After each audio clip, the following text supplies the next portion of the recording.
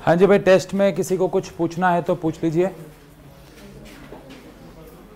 Answer शायद मैंने लिखवा दिए थे, बता आंसर मतलब फाइनल वो ABCD लिखवा दिया था ना वो तो। किसी का कोई डाउट है तो पूछ लीजिए।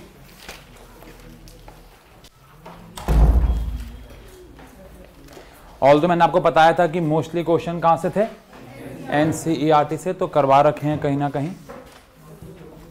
2-4 सवाल थे जो 2-4 तो नहीं कहूँगा, 2-3 थे सवाल जो अलग थे। तो अगर हाँ, अगर इन केस ऐसा कोई है तो 3 तो शायद NCERT का ही था, बाकी देखते हैं। थर्ड क्वेश्चन में कह रहे हैं 1 end of steel wire of cross sectional, आपको स्टील वायर का क्रॉस सेक्शनल एरिया दे रखा है 3 इंटू में 10⁻⁻6 metre square is attached to ceiling of an elevator moving up with acceleration of, acceleration है 2.2 metre per second square. if load of mass आपको दे रखा है 8 kg is attached to its free end then stress develop। देखो बहुत simple सी बात है कि अगर ये बस टंगी रहती तो फोर्स mg आ जाता, क्या आ जाता। प्लान क्या है, देखो प्लान ये है कि जो स्ट्रेस होता है उसका फॉर्मूला फोर्स अपॉन एरिया रहता है। एरिया आपको दे रखा है 3 इंटू में 10⁻⁻6।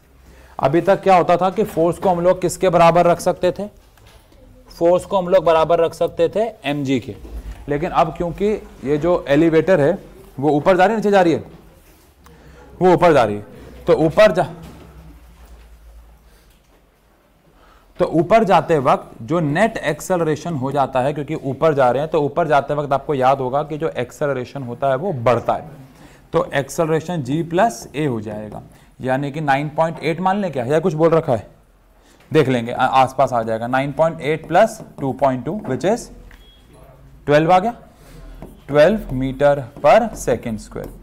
अब इस हिसाब से अगर बात करें तो मास हमारे पास 8 है, इंटू में 12 हमारे पास क्या है एक्सेलरेशन, इसको इससे डिवाइड कर देंगे तो कितना आ जाएगा 4, 8 4 कितना होता है 32, इंटू में 10⁻6 पास्कल या न्यूटन पर मीटर स्क्वायर। आंसर आ जाएगा विच इज डी। अभी थोड़ी देर पहले यहाँ पे कुछ रिएक्शंस की थी तो आपको स्मेल आ रही होगी, 2 मिनट में हट जाएगी। और कोई डाउट, और कोई डाउट, बढ़े आगे फिर।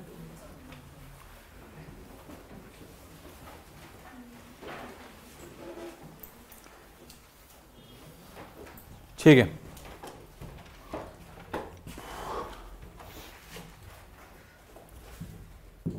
तो आज हम लोग लास्ट क्लास में हमने कुछ MCQs किए थे, आज मेनली हम लोग सब्जेक्टिव क्वेश्चंस करते हैं थोड़े से, किसके, मोशन इन अ प्लेन के, क्योंकि इस चैप्टर से काफ़ी सब्जेक्टिव सवाल भी आते हैं। मोस्टली चांसेस ये हैं कि यहाँ से सब्जेक्टिव सवाल आपको मिलेगा, इससे मिलेगा, लॉज ऑफ मोशन से मिलेगा पार्ट 1 में, और रोटेशन से भी मिल सकता है, तो इसलिए सब्जेक्टिव सवाल भी थोड़ा सा कर लेते हैं। जैसे कि पहला सवाल है, बहुत इजी सवाल है। एक पार्टिकल है जिसकी इनिशियल वेलोसिटी आपको दे रखी है 5 I metre per second and moves in XY plane under action of force which produced constant acceleration of कितना 3 I plus 2 क्या J metre per second square. आपको बताना है Y कोऑर्डिनेट कितना होगा अगर X 84 है तो, और आपको स्पीड बतानी है। जिस होशियार बच्चे को पता है ये सवाल NCERT में भी है। तो यहाँ पे मैंने आपको बताया था ऐसे सवालों में हमेशा क्या किया करो कि X कॉम्पोनेंट्स को अलग किया करो which is 5 metre per second, और y कंपोनेंट को अलग किया करो विच इज, क्योंकि y है ही नहीं, यहाँ पे भी x डायरेक्शन का एक्सेलरेशन हो जाएगा 3 मीटर पर सेकेंड स्क्वायर, और y डायरेक्शन का एक्सेलरेशन हो जाएगा 2 मीटर पर सेकेंड स्क्वायर, और x कोऑर्डिनेट जो आपको दे रखा है वो दे रखा है 84 मीटर। आपको y कोऑर्डिनेट निकालना है, ये पार्ट 1 है। तो हम यहाँ पे y इज, क्योंकि मेरे पास x कोऑर्डिनेट है तो मैं x की इक्वेशन लगा के क्या टाइम निकाल सकता हूँ, और क्या इस टाइम को मैं पुट कर सकता हूँ किसमें, y में। तो x इज इक्वल्स टू क्या आ गया uxt प्लस हाफ ax क्या t स्क्वायर। तो x हमारे पास कितना है 84, ux यानी इनिशियल वेलोसिटी हमारे पास कितनी है 5, टाइम हमें निकालना है हाफ, x डायरेक्शन में एक्सेलरेशन हमारे पास कितना है 3 इंटू में t का क्या आ गया स्क्वायर। तो यहाँ से हमारे पास आ जाता है 84 is equal to 5t plus में यह आता है 3/2t स्क्वायर। अब अगर 2 उधर चला जाएगा तो यहाँ पे हमारे पास आ जाएगा 168 है ना, इज इक्वल टू 10t क्योंकि 12 से हम ले लिया और 3t स्क्वायर। तो यहाँ से 3t स्क्वायर प्लस में क्या आ गया 10t minus 168 is equal to क्या आ गया 0। यहाँ से आपको टाइम की दो वैल्यूज़ मिलेंगी, एक प्लस में मिलेगी और एक माइनस वाले को क्या कर देंगे इग्नोर। जल्दी से बताओ टाइम की दो वैल्यूज़ क्या आ रही हैं, चाहे मिडल टर्म स्प्लिट कर लो, चाहे आप वो b स्क्वायर माइनस 4ac कर लो, आपकी चॉइस।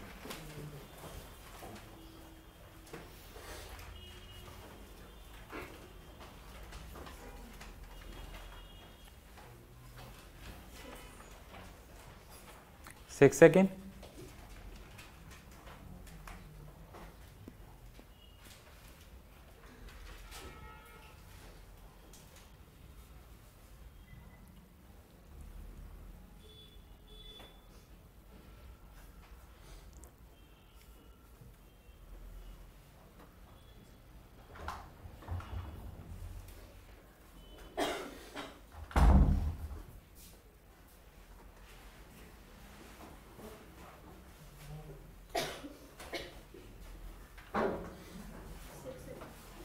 सिक्स सेकेंड आ रहा है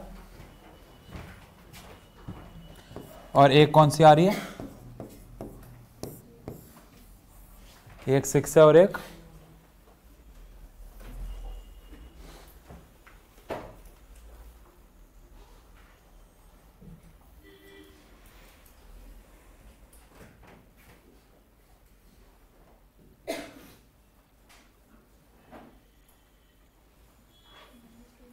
हाँ जी ठीक है, मतलब एक दूसरी माइनस में आ रही है। तो टाइम हमारे पास कितना सेकंड आ गया भाई 6 सेकंड। अब हमें y कोऑर्डिनेट निकालना है। तो यहाँ पे मैं अगर मेरे पास टाइम आ चुका है तो y is equal to u y t plus half a y t square लगा सकता हूँ। तो यू वाई मेरे पास 0 है तो ये 0 हो जाएगा, हाफ ए वाई मेरे पास 2 है और टाइम आप कह रहे हैं कि 6 सेकेंड है। तो इससे 2 से 2 कैंसिल हो गया तो कितना आ जाएगा 36 मीटर। कितना आ जाएगा, ये कौन सा कोऑर्डिनेट आया हमारे पास y कोऑर्डिनेट आया। अब सेकंड पार्ट में हमें क्या निकालने को बोला गया स्पीड। अब स्पीड निकालने का मतलब हमें v निकालना है। क्या v का मतलब होता है अंडर रूट वी एक्स का स्क्वायर प्लस, तो हमें बेसिकली दोनों निकालने पड़ेंगे फिर ये सॉल्व होगा। समझ में आ गई बात क्या कह रहा हूँ। तो अब वी एक्स और वी वाई कैसे निकालेंगे, तो क्या वी एक्स के लिए मैं you x plus A x T करूँगा। अब यू एक्स मेरे पास कितना है 5 और ए एक्स मेरे पास कितना है 3 और टाइम मेरे पास कितना आया है 6। तो 6 3 18 और 18 और ये कितना आ गया 23 मीटर पर सेकेंड आ गया। सेम अब मैं निकालूंगा y, तो v y is equal to u y plus क्या आ गया a y t. V y कितना है मेरे पास निकालना है, यू वाई मेरे पास कितना था आई गेस 0 था और ए वाई मेरे पास कितना था 2 था और टाइम मेरे पास आया 6। तो कितना आ गया 12 मीटर पर सेकेंड। तो अब अगर मुझे v निकालना है तो फॉर्मूला क्या लगेगा भाई वी एक्स का स्क्वायर प्लस वी वाई का स्क्वायर। वी एक्स कितना है हमारे पास 23, इसका हम स्क्वायर करेंगे और वी वाई कितना है हमारे पास 12 का हम क्या करेंगे स्क्वायर। तो यहाँ से अंडर रूट करके इतना मीटर पर सेकेंड आंसर आ जाएगा। सही है। इसके बाद एक सवाल है प्रोजेक्टाइल मोशन के ऊपर प्योरली बेस्ड सवाल है। A cricket ball is thrown at speed of, एक क्रिकेट बॉल को कितने से फेंका गया 28 metre per second in a direction 30 degree above the horizontal. तो कितना है, अच्छा कभी कभार ऐसे बोला होता है 30 डिग्री विद वर्टिकल। तो ध्यान रखना इस स्टेटमेंट में, ये स्टेटमेंट को बहुत जल्दबाजी में मत पढ़ना। कई बार लिखा होता है 30 डिग्री विद वर्टिकल, तो उसमें क्या होगा ध्यान रखेंगे। अगर आपको 30 डिग्री विद वर्टिकल दे रखा है तो ये वाला एंगल 60 हो जाएगा। बहुत छोटी सी बात है, बट हमेशा कई बार बच्चे ध्यान नहीं देते हैं तो गलत हो जाती है। तो वो एंगल हॉरिजॉन्टल के साथ दे रखा है या वर्टिकल के साथ, ये थोड़ा ध्यान से आपको बस एक बार पढ़ लेना है, ठीक है। आपको मैक्सिमम हाइट निकालनी है, टाइम टेकन निकालना है और हॉरिजॉन्टल रेंज निकालनी है। आई गेस हो जाएगा? तीनों का फॉर्मूला पता है आपको, ठीक है ना। पहले वाले में मैक्सिमम हाइट का फॉर्मूला क्या रहेगा? u square sine square theta by, और b में आपको क्या निकालना है? टाइम। तो टाइम ऑफ फ्लाइट का formula 2u sine theta by g, और रेंज का formula u square sine 2 theta by. तो ये तीनों चीज़ें हमारे पास हैं। g की वैल्यू का आप 10 ले लो या 9.8 ले लो, ये आपकी चॉइस रहेगी, ठीक है। बोला नहीं हुआ है क्वेश्चन में तो कुछ भी ले सकते हैं, ठीक है, डन। आगे बात करते हैं, अगले सवाल पे आते हैं। हाँ, ये भी एनसीईआरटी का ही है सवाल, वैसे तो बड़ा अच्छा सवाल है, इसलिए ले आया। एक इंसेक्ट है जो ट्रैप्ड है एक सर्कुलर ग्रूव में, जिसका रेडियस कितना है? 12 सेंटीमीटर, विच इज़ 0.12 मीटर, और वो उसी ग्रूव में कंप्लीट करता है कितने रेवोल्यूशन? 7। तो हर एक रेवोल्यूशन में कितना एंगल होता है? तो कितना एंगल हो गया? 14 पाई रेडियन, और ये कितनी देर में किया उसने? 100 सेकेंड में। सबसे पहले आपको उसकी एंगुलर स्पीड निकालनी है। एंगुलर स्पीड का फॉर्मूला थीटा बाय टाइम होता है। क्या होता है? थीटा कितना है हमारे पास? 14 पाई, और टाइम कितना है? 100। तो 0.14 पाई। आप यहाँ पे आंसर ऑब्वियसली बात है नहीं छोड़ोगे, पाई की जगह क्या डालोगे? 3.14। रेडियन में इसकी वैल्यू 3.14 होती है, और डिग्री में इसकी वैल्यू 180 रहती है। अभी तो हम रेडियन में निकाल रहे हैं, तो 3.14 डाल देंगे। इसके बी पार्ट में क्या पूछा गया है? अच्छा, ए ही पार्ट में पूछा गया है कि आप भी निकालो लीनियर स्पीड। तो क्या v is equal to r omega रहता है? रेडियस कितना है? 0.12। ओमेगा आपके पास आ चुका है, तो वेलोसिटी भी आ जाएगी। फिर बी पार्ट में कह रहे हैं क्या उसका जो एक्सेलरेशन है वो एक वेक्टर होगा वेरिएबल या एक वेक्टर होगा कांस्टेंट? हाँ जी, is the acceleration vector a constant vector? तो आंसर है magnitude of acceleration is fixed which is v square by r, but direction will change continuously towards the center. अब आपको इसका मैग्नीट्यूड में निकालना है, तो एक्सेलरेशन का formula v square by r भी लगा सकते हो या r ओमेगा स्क्वायर भी लगा सकते हो, दोनों आपके पास आ चुके हैं। तो v आपके पास आ चुका होगा, इसका क्या कर देंगे? स्क्वायर। रेडियस हमारे पास है इतना मीटर पर सेकेंड स्क्वायर आ जाएगा। सिंपल सवाल है, बोलिए। अगला सवाल, अ स्टोन, ये भी होमवर्क ही दे रहा हूं मैं आपको, पढ़ लेते हूं कि ताकि आप घर जाओ बस सॉल्व कर लो। A stone tied to one end of string, आपको स्ट्रिंग की क्या दे रखी है? लंबाई, विच इज 80 सेंटीमीटर, एंड उसको हमने घुमा दिया एक हॉरिजॉन्टल सर्किट में with constant speed. The stone makes कितना रेवोल्यूशन चलता है वो? 14, मतलब 14 इंटू में 2 पाई रेडियन एंगल हो जाएगा, और टाइम कितना लगता है? 15 सेकेंड, 25 सेकेंड, 25 सेकेंड। आपको क्या निकालना है? एक्सेलरेशन। तो क्या पहले इससे ओमेगा मिल जाएगा, और क्या लेंथ ही हमारे लिए रेडियस हो जाएगा? तो अगर ओमेगा आ गया और आर आ गया तो एक्सेलरेशन का फॉर्मूला आर ओमेगा स्क्वायर लगा देना। सही है, हो जाएगा। Two equal forces have resultant equal to 1 and a half times the either force. हमने जो क्लास में क्वेश्चन किया था, अगर आपको याद हो, उसमें हमने कहा था कि दो इक्वल फोर्स हैं, उनका रिजल्टेंट उसके बराबर है, तो एंगल कितना आया था? 120। इस सवाल में थोड़ा सा चेंज है। सवाल क्या कह रहा है कि दो इक्वल फोर्स हैं, यानी कि F1 और F2, ये दोनों आपस में क्या है? F है, बराबर है, और उनका जो रिजल्टेंट है, लेकिन जो हमारे पास रिजल्टेंट फोर्स है वो 1.5 का मतलब होता है 3/2। आई होप आपको 1.5 का मतलब पता हो। 1.5 है ना, तो 1.5 का मतलब 3/2। तो जो रिजल्टेंट फोर्स है वो हमारे पास कितना है? 3/2F है। सही क्या? अब अगर ऐसा है तो हमारे पास जो नेट फोर्स है उसका फॉर्मूला क्या रहता है? √F1 का स्क्वायर प्लस F2 का square plus 2 F1 F2 cos theta, या फिर स्क्वायर हटा दो और यहाँ स्क्वायर कर दो तो ये रूट हट जाएगा। अब अगर मैं यहाँ पे स्क्वायर करता हूँ तो क्या 9/4 एफ स्क्वायर आ जाएगा, और यहाँ पे F square plus 2f square cos theta, क्योंकि दोनों एफ है तो इन सब में से क्या कॉमन आ गया, एफ स्क्वायर 9/4, इसमें से एफ स्क्वायर कॉमन आ गया, तो ये पहली बात तो 2f स्क्वायर हो चुका है, और एफ स्क्वायर कॉमन ले लूँगा तो क्या बच जाएगा 2 + 2 कॉस थीटा, सही क्या। अब यहाँ पे एफ स्क्वायर से एफ स्क्वायर क्या हो गया, तो 9/4 में से 2 माइनस हो जाएगा, तो यहाँ से 9/4 में से जाएगा तो 1/4 बच जाएगा, बोलो, तो 1/4 2 कॉस थीटा, तो यहाँ से कॉस थीटा की वैल्यू 1/8 आ जाएगी, तो अल्टीमेटली थीटा की वैल्यू कॉस इनवर्स 1/8 आ जाएगी, तो ये आंसर हो गया, समझ गए। ऐसे कोई भी रिलेशन आपको दे सकते हैं कि वो इतना टाइम से वो इतना टाइम से, कुछ नहीं करना, बस वहाँ पे इतना टाइम लगा के उसको सॉल्व कर देना, ठीक है, सही है, बोलो। अगला सवाल आ गया, if a vector is equal to b vector plus c vector and the magnitude of A, B, C are 5, 4 and 3 respectively, then the angle between A and C is, आपको A और C के बीच में angle निकालना है, किसके बीच में, A और C। अच्छा देखो, A और B के बीच में, B और C के बीच में नहीं, ये क्वेश्चन बहुत ही प्यारा क्वेश्चन है, करो। मैं फिर बोल रहा हूं, एंगल B और C के बीच में नहीं बोला उन्होंने, एंगल, हाँ करो।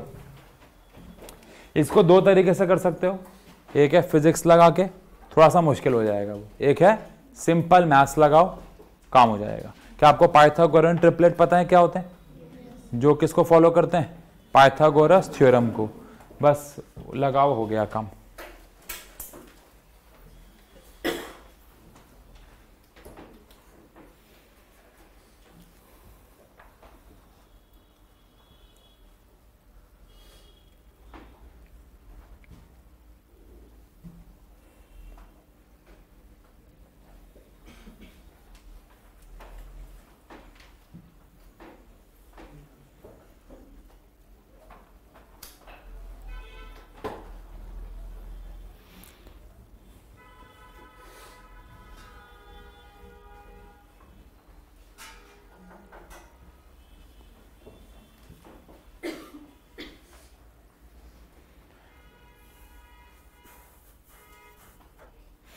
हिंट दे देता हूँ आपको, एक ट्रायंगल बनाना चाहिए इसको करने के लिए, तो फिर ये बहुत आसान हो जाएगा।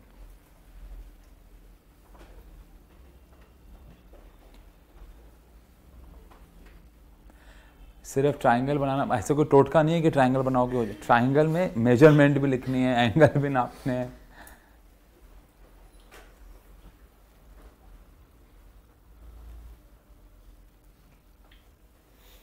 करें क्या, चलो आओ देखो। सबसे पहली बात तो A कितना है हमारे पास 5, और B और C कितने हमारे पास 4 और 3, तो इसका मतलब क्या है, इसका मतलब ये है कि ये एक राइट एंगल ट्रायंगल बना रहे हैं। क्या बना रहे हैं, अब अगर राइट एंगल ट्रायंगल बना रहे हैं तो यहाँ पे ये हमारे पास A हो गया क्योंकि वो 5 है, और ये हमारे पास B और C हो गया, और इनके बीच में क्या हो गया, राइट एंगल। ये डायग्राम है। अब आपको एंगल किसके बीच में निकालना है, A और C, यानी ये वाला एंगल निकालना है A और C के बीच में। अगर एंगल पूछा होता B और C तो मैं सीधा लिख देता क्या, π/2, but π/2 is not the answer, वो तो B और C के बीच का एंगल होता। अब अगर A और C के बीच का एंगल मुझे निकालना है तो क्या मैं यहाँ पे क्या बोलते हैं उसको, अपना ट्रिग्नोमेट्री लगाऊंगा। कैसे, अगर ये थीटा है और ये एंगल है तो फिर ये कौन हो गई, हाइपोटेन्यूज, और ये कौन हो गया, बेस। तो हाइपोटेन्यूज अपॉन बेस कौन होता है, कॉस थीटा।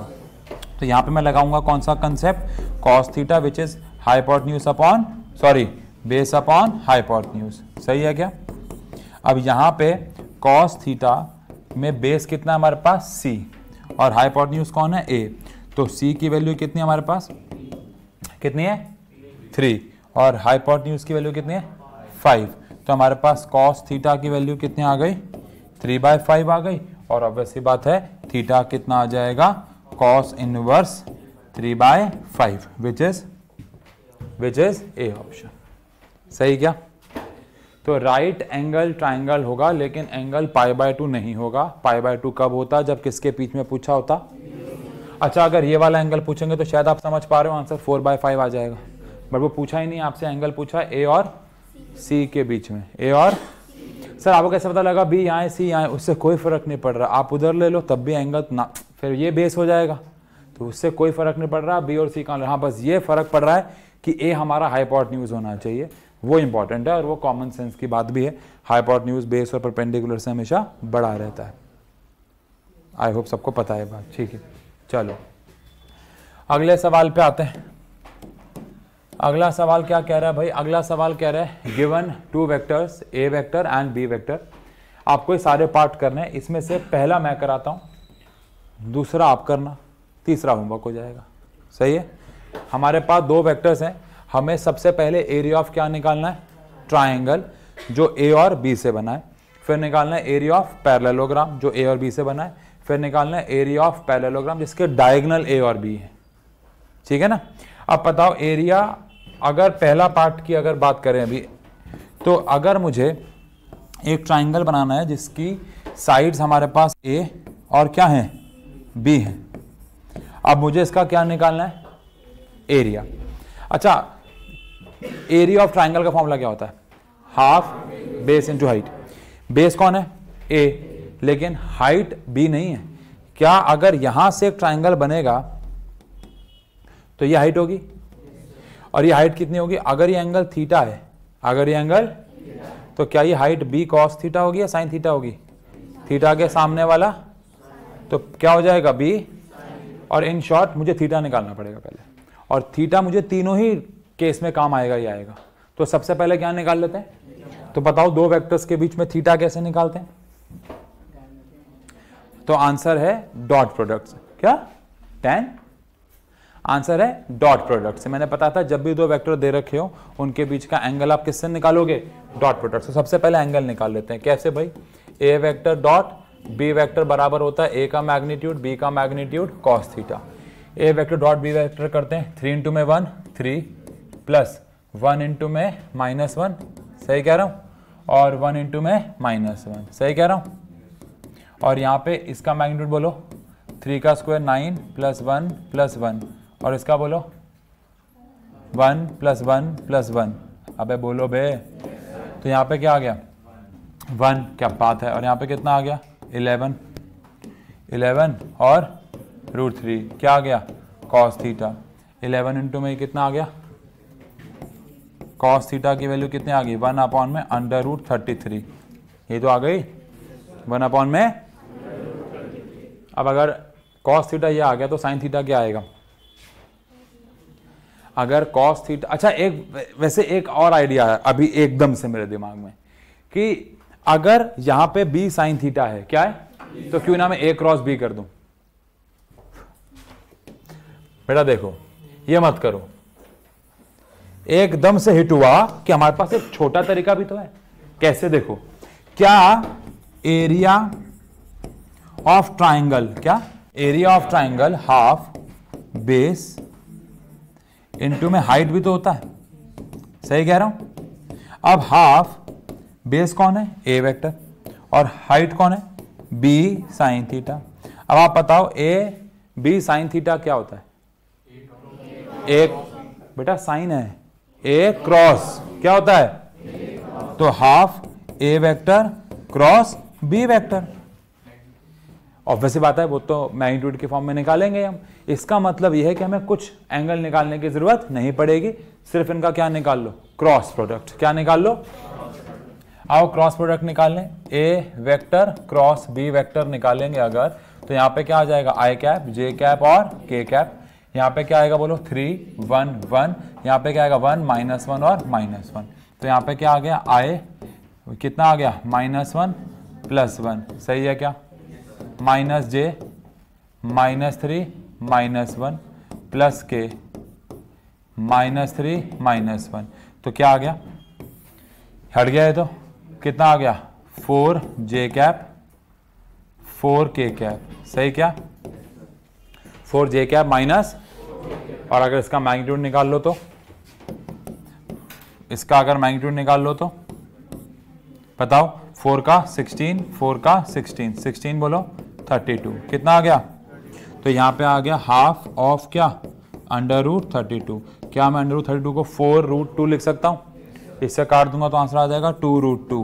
क्या आ जाएगा? कितना प्यारा सवाल है। अबे बोलो बे।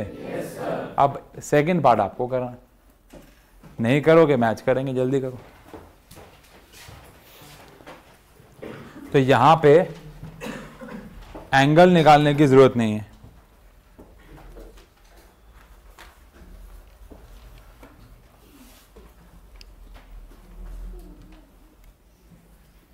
भाई बच्चे का सवाल कि मैंने यहां पे राइट एंगल क्यों लिया, क्योंकि ये कौन से ट्रिपलेट्स हैं? Pythagorean triplet. पाइथागोरन ट्रिपलेट क्या होते हैं? जब दो साइड का स्क्वायर बड़ी वाली के बराबर के स्क्वायर के बराबर होता है, इसका मतलब वो पाइथागोरन ट्रिपलेट, इसका मतलब राइट एंगल ट्राइंगल है। इसका मतलब राइट एंगल ट्राइंगल है।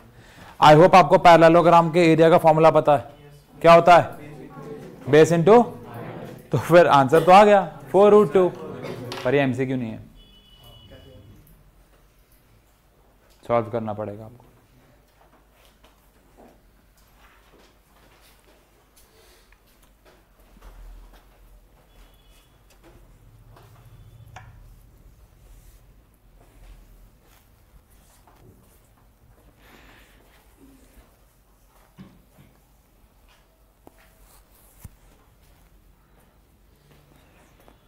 कल हमारे जो भी करते रहो काम अपना, कल हमारे जो भी टेस्ट थे वो हम परसों या तरसों ही ले पाएंगे, क्योंकि हमारे पास बहुत ज़्यादा हौच पौच हो गया था।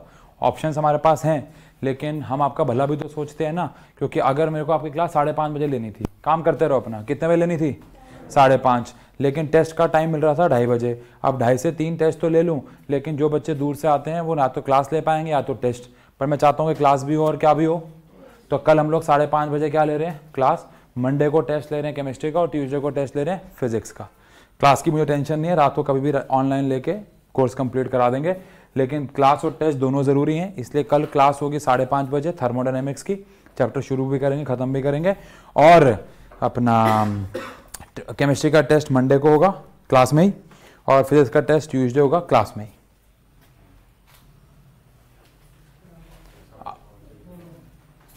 5:30 से तो चैप्टर खत्म नहीं होता, 9 तो कम से कम मान के चलो। क्या हुआ बताओ, बोलो। एक दिन की बात है बस। सही है, हो गया? चलो अब यहां पे अगर हम बात करें बी पार्ट की, तो आप लोगों ने एक पैरेललोग्राम बनाया होगा, ए वेक्टर। अच्छा, अगर ये एक क्या होता एमसीक्यू, तो मुझे कुछ नहीं करना था, हाफ बेस इंटू हाइट के बजाय बस बेस इंटू हाइट, जो भी आंसर मेरा पिछला आया था उसको 2 से मल्टीप्लाई करना था। बट अभी फिलहाल ये एक क्या है? पैरेललोग्राम है। कौन है? अब ये इसकी हाइट है, तो हाइट तो वही रहेगी, कौन? तो एरिया ऑफ पैरेललोग्राम होता है बेस इंटू हाइट। बेस कौन है? ए वेक्टर, और मतलब ए, और हाइट कौन है?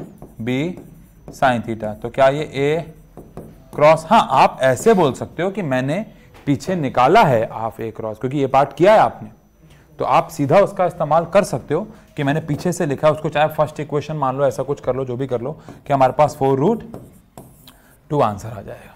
सही है क्या? अब थर्ड पार्ट बड़ा इंटरेस्टिंग है, जो कि मैं आपको होमवर्क दे रहा हूं, हिंट दे देता हूं। हिंट ये है कि एरिया ऑफ पैरेललोग्राम निकालना है जिसके डायगोनल ए और बी है, जिसका मतलब है कि आपके पास एक पैरेललोग्राम है जिसके डायगोनल कौन है? ए और बी। बोलो क्या आपको डायगोनल से एरिया निकालना आता है क्या? अरे तो होमवर्क है ना यार, सब कुछ मैं ही करा दूंगा क्या? मैंने इतना बता दिया आपको कि उसके जो डायगोनल है वो क्या है। एक और हिंट ले लो, area of parallelogram base into height भी होता है, लेकिन एरिया हम डायगोनल से भी निकाल सकते हैं। किससे भी निकाल सकते हैं? डन है? आगे बढ़े, होमवर्क है। चलो अगला सवाल आ गया, आपको इनके बीच का एंगल निकालना है। फर्स्ट पार्ट मैं कराऊंगा, सेकंड आप करोगे। सही है? या सेकंड मैं कराऊं, फर्स्ट आप करोगे? कोई भी करा दूं, चलो फर्स्ट कराता हूं। आपको जब भी दो वेक्टर के बीच का एंगल निकालना हो क्या करोगे? डॉट प्रोडक्ट यूज करोगे। क्या यूज करोगे? हमेशा ध्यान रखना। तो a vector dot B vector क्या होगा? ए का मैग्नीट्यूड बी का मैग्नीट्यूड कॉस थीटा। तो ए वेक्टर क्या है? 2i कैप मतलब -2i cap plus 6 j cap. Dot product कितना? 2i cap plus 3j cap is equal to कौन? a का मैग्नीट्यूड विच इज 2 का स्क्वायर 4, 6 का स्क्वायर 36, 2 का स्क्वायर 4, 3 का स्क्वायर 9 कॉस थीटा। i को i के साथ मल्टीप्लाई करेंगे -4, 6 3 कितना आ गया? 18, ये आ गया हमारे पास √40 और ये आ गया हमारे पास √13। सही कह रहा हूँ क्या? 18, ये कितना आ गया? 14 अपॉन में √40 को इससे मल्टीप्लाई करो ना। क्या 40 को 2 बाहर ले लूं? अंदर क्या बच जाएगा? 10, तो 130 आ गया रूट में। सही है क्या? और अंदर के यहाँ पे क्या बच गया? Cos theta. इसको इससे काट दो, कितना आंसर आ गया? 7। तो कॉस थीटा की वैल्यू कितनी आ गई? 7 तो यहाँ से थीटा कितना आ गया? Cos inverse 7/√130। सही? बी पार्ट कर दो, आंसर निकाल दो। 5 AM की PM। बेटा 5 तो क्लास बोली नहीं मैंने 5 क्लास बोली, 5:30 बोली है PM।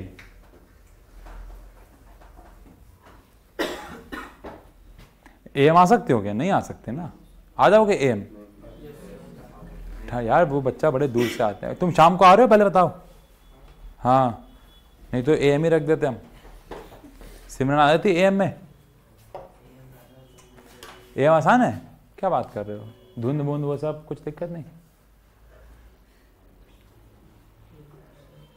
पांडे कह रहा है कुछ भी क्लास में रख लो, मैंने तो आना है नहीं। आओगे आप कल? पक्का? ठीक है, थर्मोडायनेमिक्स पढ़ के आना केमिस्ट्री वाला भाई।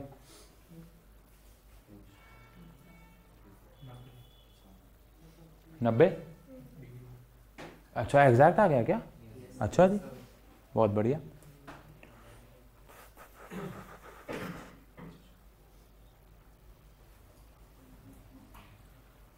साढ़े 5 से लगभग 9, 6:30, 7:30, 8:30, 3 घंटे 4 घंटे तो चलेगी यार।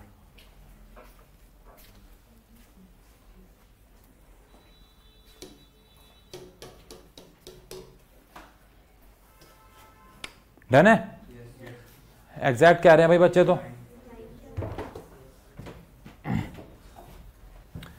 तो यहां पे हमारे पास A vector dot B vector आ गया, A magnitude B magnitude cos theta. मैं स्टेटमेंट नहीं करके सीधा कर रहा हूं। 4 को 7 से करेंगे तो 7 4 माइनस, फिर आ गया प्लस में 28। अरे अच्छा, ओके, फिर तो मैग्नीट्यूड निकालने की जरूरत ही नहीं है, फिर तो यहाँ टाइम वेस्ट नहीं करना। ये कितना आ गया? 0 इंटू में ए बी क्या? Cos theta. तो कॉस थीटा आ गया हमारे पास 0, थीटा कितना आ गया? π/2 यानी कि 90 डिग्री। ये सब निकालने की जरूरत नहीं। जब डॉट प्रोडक्ट ही 0 हो गया तो फिर ए बी मतलब मैग्नीट्यूड निकालने का कोई तुक्के नहीं बनता है। सही क्या? अगला सवाल, अगेन इसका एक पार्ट मैं करा रहा हूं, एक आप करेंगे। पर अगर मैंने एक करा दिया तो दूसरा तो फिर कुछ बचा ही नहीं, पहला भी आप ही करो, दूसरा होमवर्क हो जाएगा फिर।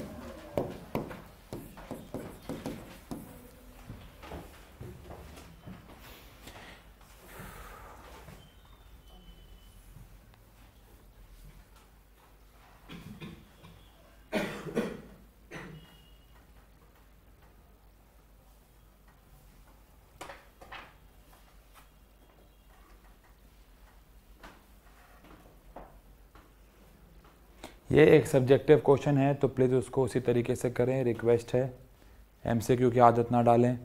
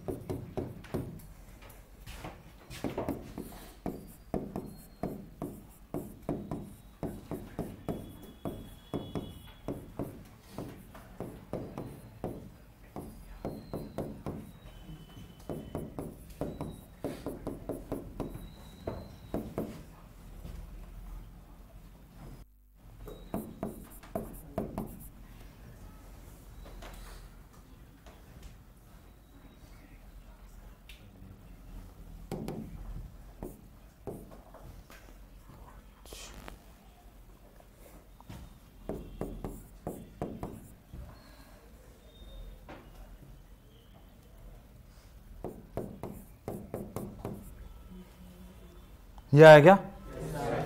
मतलब देखो, आपको याद होना चाहिए कि जब भी कोई कांस्टेंट या स्केलर चीज मल्टीप्लाई होती है वेक्टर से, तो वो अलजेब्रा को ही फॉलो करती है। किसको फॉलो करती है? ठीक है ना? ओके, डन है। बी पार्ट क्या है आपके लिए? Homework, simple homework. ठीक ये सवाल बहुत सिंपल होता अगर इस सवाल में बोला होता कि find the value of Q और पी दे रखा होता। समझे क्या?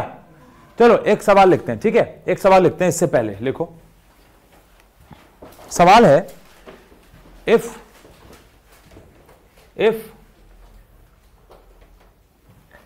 a vector which is 2i cap minus 3j cap plus ck cap and b vector I cap plus j cap minus k cap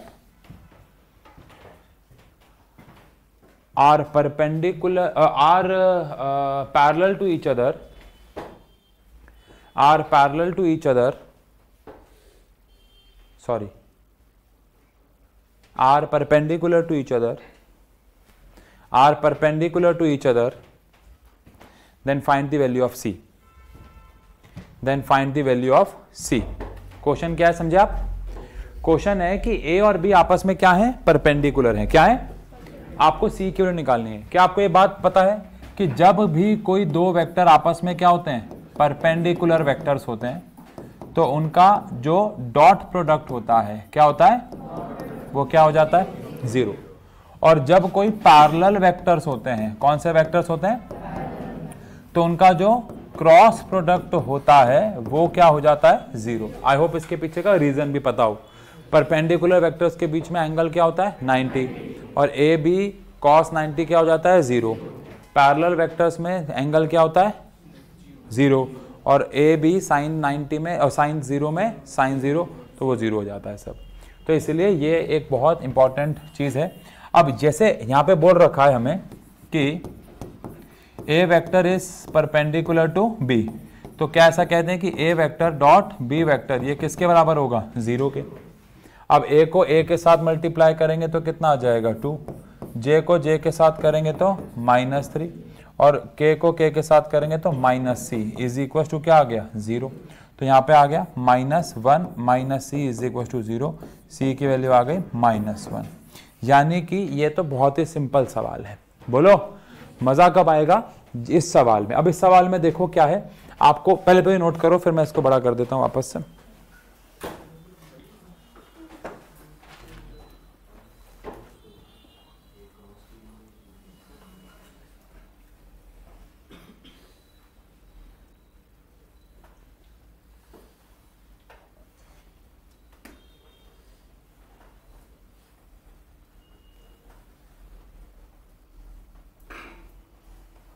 ठीक है,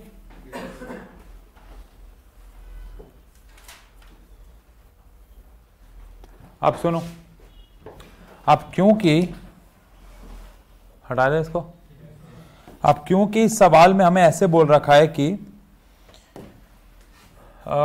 दो वेक्टर, और पहली बात तो दो वेरिएबल्स हैं। अब मैथ्स कहती है कि अगर दो वेरिएबल्स हैं तो दो इक्वेशन बनेंगी। कोई माइका लाल या लाली ऐसा नहीं है दुनिया में बेटा जो दो वेरिएबल को एक इक्वेशन से सॉल्व करते हैं। मानते हो ये बात? दो। तो यानी कि यहाँ पे हमें कितनी इक्वेशन बनानी होंगी? दो। मैं आपको हिंट दे रहा हूँ, ये होमवर्क है आपके लिए, लेकिन सुन लो कैसे करना है। पहली इक्वेशन क्या, हिंट क्या दे रहा हूँ, सॉल्व भी करा रहा हूँ, मैथ्स आपके लिए घर से हो जाएगी। बस सुनो, क्या हमारे पास A vector cross B vector जो है, क्योंकि ये वेक्टर आपस में क्या है? पैरेलल, तो क्या A vector cross B vector 0 आएगा? तो पहले आप इसका क्या निकालोगे? क्रॉस प्रोडक्ट, उसका फिर मैग्नीट्यूड निकालोगे, वो 0 के बराबर रखोगे। तो क्या पी और क्यू की फॉर्म में आपको पहली इक्वेशन मिलेगी? आओ रफली बनाते हैं। पहले तो क्रॉस प्रोडक्ट निकालते हैं इसका। तो यहाँ पे क्या आ जाएगा? आई कैप, जे कैप और के कैप। क्या है वैल्यूज? 2 है, पी है, क्यू है, और यहाँ पे 5 है, 7 है और 3 है। तो यहाँ से आई हमारे पास कितना आ गया बोलो? 3p माइनस 7q माइनस जे, बोलो भाई 6 माइनस 5q प्लस के, बोलो 14 minus 5p is equal to क्या हो गया 0। अब अगर ये 0 है तो इनका मैग्नीट्यूड भी क्या होगा यार, कोई वेक्टर अगर 0 है तो उसका मैग्नीट्यूड भी क्या होगा।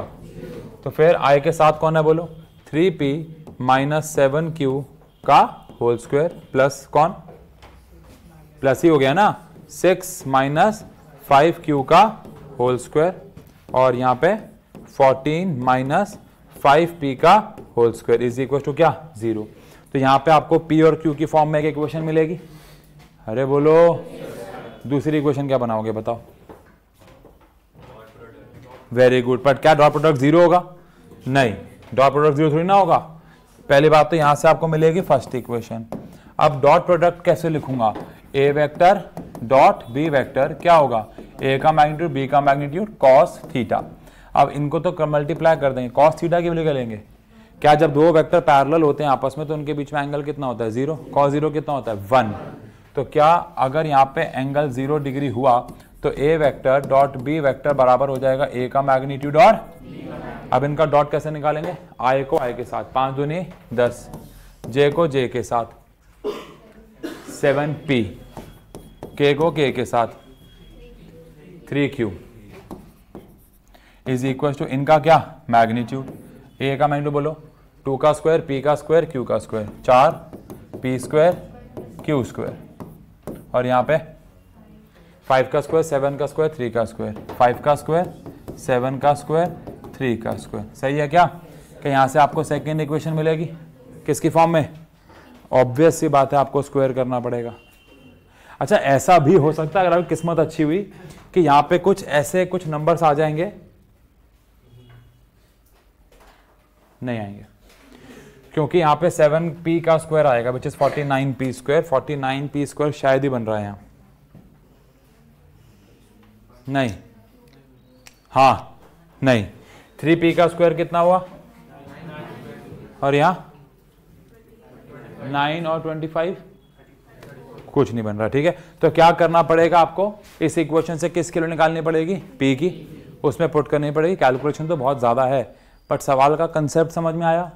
अगर आपको दो वेक्टर्स आपस में क्या दे रखे होते हैं पैरेलल, अच्छा यहाँ पे अगर सिर्फ ऐसा होता कि कोई एक वेरिएबल निकालना होता फिर तो बहुत ही आसान है, यहाँ पे 0 रखते, इस कोई भी एक वेरिएबल होता उसकी वैल्यू निकालनी होती, एक इक्वेशन बनानी पड़ती, फिर तो समझ गए, पक्की बात है, सही है। अब ये पूरा का पूरा सवाल अगर आपके एग्जाम में आता है तो ये ऑब्वियस है कि कुछ ऐसा दे रखा होगा, कैलकुलेशन बहुत छोटी होंगी। जैसे यहाँ पे देखो उन्होंने क्या किया, पी और क्यू साथ साथ दे दिया, अगर थोड़ा इधर इधर देते तो शायद थोड़ी आसान इक्वेशन बन जाती, या फिर मैं ऐसा एक्सपेक्ट कर रहा था कि जब इसको हम सॉल्व करेंगे तो यहाँ पे कुछ ऐसे फैक्टर्स बनेंगे जो कॉमन होंगे और वो कट जाएंगे। बाकी आप सॉल्व करोगे, आप देखना आसान है मुश्किल है calculation, but the point is अगर एग्जाम में आया तो चांसेस हैं कि एग्जैक्ट ऐसा उठ के नहीं आएगा सीबीएसई में, और अगर आ भी गया तो ऐसे सॉल्व करना है, फिर आप समझ जाना कि जल्द से जल्द कहाँ। और यही तो मैं बोलता हूँ आपको कि जो क्वेश्चन आसान होने वाले हैं उन पर ज़्यादा टाइम मत वेस्ट करो, जितना पूछा है उतना ही लिखो, बिकॉज जो समय बच जाएगा वो आपके ऐसे क्वेश्चंस में काम आएगा जहाँ पे कैलकुलेशन बहुत ज़्यादा होंगी, इन केस अगर आ जाती हैं पेपर में तो। ठीक है, करो, एलकेजी का सवाल है। अब ये देखो, ये क्वेश्चन देखते ही टिक लगाने वाला है, ये क्वेश्चन देखते ही टिक लगाने वाला है, बोलो मत। बी वाले को अंडर रूट नहीं किया, बी वाले को अंडर रूट नहीं किया, ठीक है।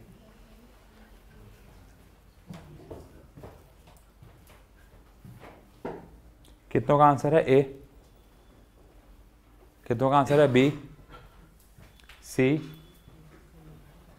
डी।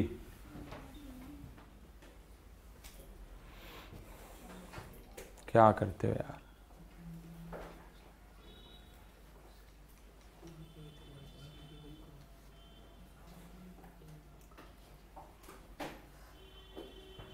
चलो मोस्टली आंसर ए और सी दिया है आप लोगों ने, है ना। चलो है, ये तो दिया है, किसी का ए और सी के अलावा भी कोई आंसर है? ठीक है, अब सुनो, अगर ए वेक्टर और सी वेक्टर आपस बी वेक्टर आपस में क्या है परपेंडिकुलर, तो इनके बीच में एंगल कितना होगा, cos 90 क्या होता है, cos 90 क्या होता है 0। तो क्या A vector dot B vector 0 हो जाएगा। क्यों 0 क्यों हो जाएगा? बिकॉज cos 90 0 हो जाता है। सही है क्या? अब बताओ ए वेक्टर डॉट बी वेक्टर 0 की कोई इक्वेशन है यहाँ क्या? नहीं है। अब बताओ ए वेक्टर क्रॉस बी वेक्टर क्या होता है? A B sign 90। साइन 90 क्या होता है? तो यहाँ तो ए और बी, मुझे लग रहा है ए और सी दोनों ही आंसर नहीं है। तो फिर तुमने तो सारे आंसर ए और सी में दिए, नहीं उठाए, तो फिर बी और डी में भी कहाँ उठाए? तो फिर करो सॉल्व, समझ लो, बताओ ए और सी तो आंसर नहीं है, साफ दिख रहा है। क्योंकि यहां पे तो क्या आ जाएगा? ए वेक्टर, ये तो ए बी के बराबर आ गया।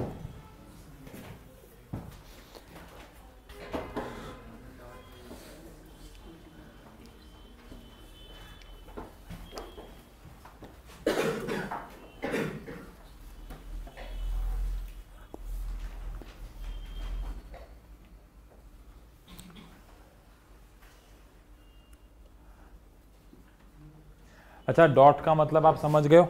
डॉट का मतलब है कि दोनों के साथ डॉट डॉट प्रोडक्ट करना होगा आपको।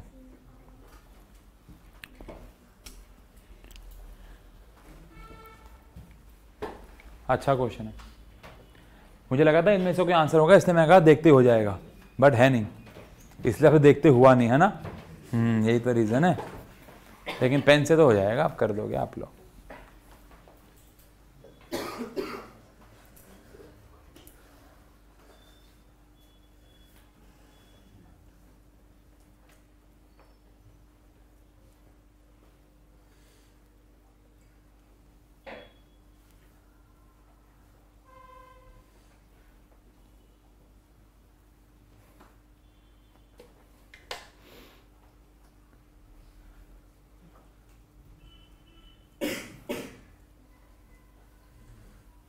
आ गया?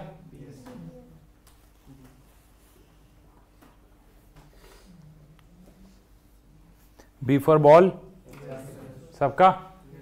आओ चेक करें क्यों। ये दो तो हमारे काम, ये वाला पॉइंट तो हमारे काम आएगा ही। कैसे? देखो, जो बी ऑप्शन है उसमें बोल रखा है कि जो ए वेक्टर है उसको आपको डॉट करना है A vector plus B vector से। इसको अगर मैं खोलता हूं तो आता है A vector dot A vector plus A vector dot B vector. क्या A vector dot B vector तो 0 है, और दो सेम वेक्टर्स का डॉट मतलब उन्हीं का स्क्वायर होता है, तो ए स्क्वायर। तो यानी ये ए स्क्वायर के क्या आ गया? बराबर। तो ये एक बच्चा पीछे से कह रहा है प्लस में 0 तो है ही नहीं। ऐसे लल्लू बच्चे हैं ना। कौन बोला ये? घटिया बच्चे। तो 0 क्यों लिखा होगा? क्या आंसर आ गया बेटा? बी आंसर आ गया। सही, कितनों का बी आ गया था? वेरी गुड बच्चों, ठीक है। क्या प्रोसेस है सुना आपने आज का? आज का प्रोसेस, संडे का प्रोसेस क्या है?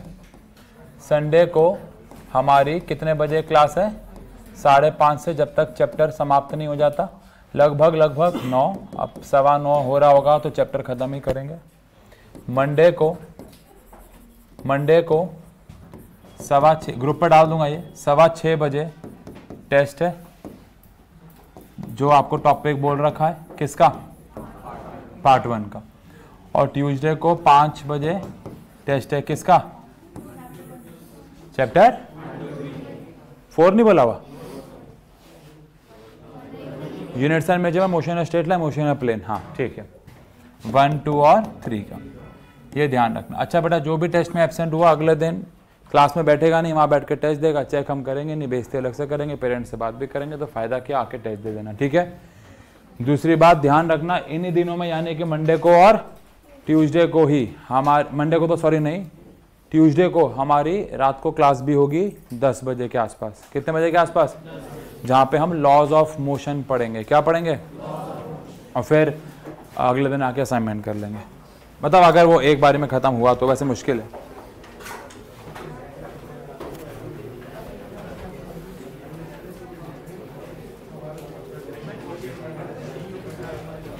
जाइए।